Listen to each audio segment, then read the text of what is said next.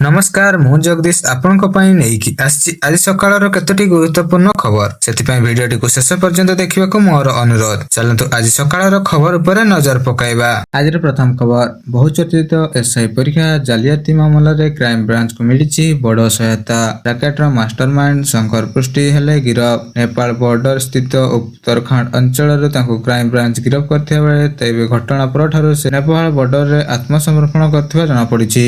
मिथिबा सूचना एही जालियातीरे बहु कोटी टंकार ठकई होइथिबा तदंतरु जणा पड़िछि। क्राइम ब्रांच अधिकारी एही रैकेटर मुख्य मास्टरमाइंड धरिबाकु चेष्टा करि सफल होइथिबा बेले एपर्यंत 114 जण प्रार्थी और 9 जण दलाल गिरफ होइथिबार जणा पड़िछि। अक्टोबर 29 रे विशेष विजिलेंस कोर्ट 114 जण प्रार्थी को सात सापेक्ष जमीन दैथिबा बेले 50,000 टंका बॉन्ड और 2 जण जमीनदार और 7 जण दलाल को जमीन नामंजूर होइछि। तेबे ठकईर प्रत्येक प्रार्थी ठारू 25 लाख टंका नै चाकरी निश्चित करिवार प्रतिश्रुति दिया जायतिला। अनेक प्रार्थी को आंध्र प्रदेश भली राज्य बाहर विशेष कोची नामक निया जाउथिबार सूचना आस्ते संपूर्ण टंका न मिलिला पर्यंत मूल सर्टिफिकेट जबत रखा जाउतिला। एही मामलार मुख्य अभियुक्त शंकर ओडिशा हाईकोर्ट रे आगुआ जमीन आवेदन करथिले किंतु पूर्व तांको सहयोगी मुन्ना महांती सह 5 जण गिरफ होइछन्ति। घटनार सीबीआई तदंत पई राज्य सरकार सुपारिश करथिबा बेले एही परीक्षा बातिल एवं आगामी दिन में नूतन तारीख हम। घटना पर प्रकृत प्रार्थी माने भुवनेश्वर में विक्षोभ जारी रखिछन्ति। चलନ୍ତୁ नजर पके परवर्ती खबर पर। पाणीपाग को नहीं आसिला बड़ अपडेट। आसुची एक लघुचाप चली जाउछि बात्यार मंथर किंतु एबे पाणीपाग को नहीं पुणी बड़ खबर मिलिछि। आसुछि आउ एक लघुचाप बात्या मंथर पर एबे पुणी चिंता बढ़ाइलानि आउ एक लघुचाप। अंडमान सागर एक लघुचाप सृष्टि होबार नहीं पूर्वानुमान करछि पाणीपाग विभाग। नवेम्बर 1 तारिख एक लघुचाप क्षेत्र सृष्टि होइथिबा पूर्वानुमान करथिबा बेले उत्तर अंडमान सागर सृष्टि हेबो एही लघुचाप। एबे थाईलैंड उपसागर रे घूर्णिबलय सक्रिय रहिथिबा बेले आज ताहा लघुचाप रे परिणत होई पारे। अंडमान सागर को आसी लघुचाप रूप नेबो एही घूर्णिबलय। बड़ कथाटा होछि लघुचाप परिणत हेबा परे परवर्ती 2-3 दिन पूर्व बंगोपसागर गति करिवार संभावना रहिछि। एहा ओडिशा मुहा होई पारे एवं तेबे ओडिशा प्रति केते विपद ताहा परवर्ती समय स्पष्ट करिबो पाणीपाग विभाग। चलନ୍ତୁ नजर पकाए परवर्ती खबर उपरे। उपमुख्यमंत्री प्रभाती परिडा गत शनिवार एक बड़ घोषणा करछन्ति। से कहिसन्ति मार्च 8 रे सुभद्रा नुआ हिताधिकारी को टंका मिलिबो एवं नुआ हिताधिकारी को मिलिबो 2टी किस्तीर टंका। सुभद्रा योजनार द्वितीय पर्यायर आवेदन लागि नवेम्बर 1 शनिवार ठारू पोर्टाल खोला जायथिबा एही पोर्टाल माध्यम रे 20 वर्ष पूरी 21 चलथिबा युवती को सुभद्रा सहायता पय आवेदन करि परिबे। एथि सह जे माने पूर्व आवेदन करि पारि नाहंती समान मध्ये सुযোগ पाइबे। निर्वाचन आचरण विधि लागू होइथिबा नुआपड़ा जिल्लार छाड़ी अन्य समस्त अंचल रे महिला आवेदन करि पारिबे बोली से कहिसन्ति। चलନ୍ତୁ नजर पकाइबा परवर्ती खबर उपरे। राज्य पूर्व भली जारी रहिबो राशन कार्ड चाउल जगाण। रिपोर्ट लेखा हवा पर्यंत 81 करि नथिबा हिताधिकारी को चाउल बंद नै जगाण विभाग पक्षर कोनोसी निर्देशनामा जारी होई नै।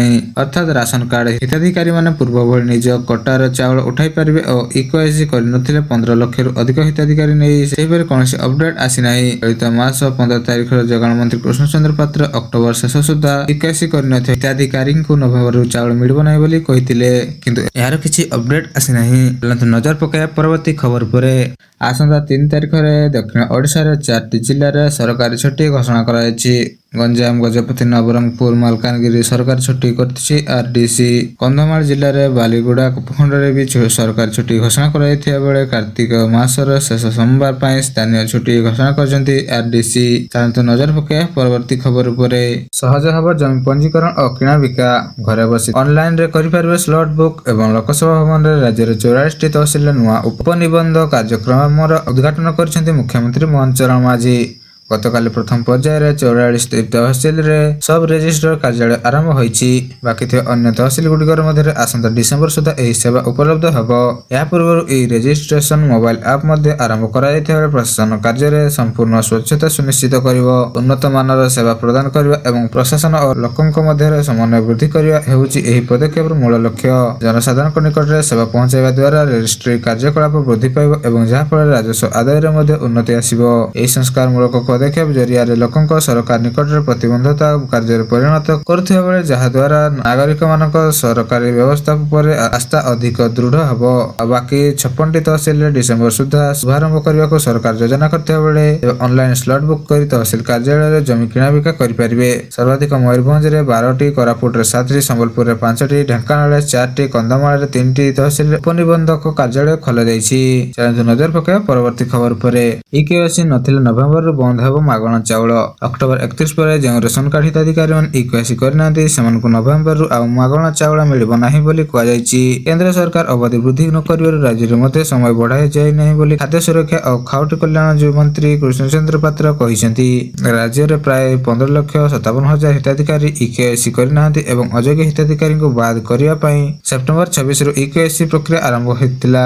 ଏପର୍ଯ୍ୟନ୍ତ 6 ଲକ୍ଷ ଭୂତ ହିତାଧିକାରୀ ବାଦ ପଡ଼ିଥିବା ବେଳେ ସେମାନଙ୍କ ସ୍ଥାନରେ ନୂଆ ଯୋଗ୍ୟ ହିତାଧିକାରୀ ରେସନ କାର୍ଡ ବଣ୍ଟନ କରାଯାଇଛି। ଅଧିକାଂଶ ଜିଲ୍ଲାରେ ହିତାଧିକାରୀ ଇକେୱାଇସି କରିନଥିବା ସୂଚନା ମିଳିଥିବା ବେଳେ ଖୋର୍ଦ୍ଧାରେ 65,349, କୋରାପୁଟରେ 53,743, ନବରଙ୍ଗପୁରରେ 54,455, ସୁନ୍ଦରଗଡ଼ରେ 46,551, ଜଗତସିଂହପୁରରେ 36,644, ନୟାଗଡ଼ରେ 35,141, ମାଲକାନଗିରିରେ 28,884 ଇତ୍ୟାଦି। ନେଟୱାର୍କ ସମସ୍ୟା ବୟସ୍କ ଲୋକ ବାହାରେ ଥିବା ଶ୍ରମିକ ପରିବାର ଇକେୱାଇସି କରି ନ ପାରିଥିବା ମୁଖ୍ୟ କାରଣ ବୋଲି କୁହାଯାଉଛି।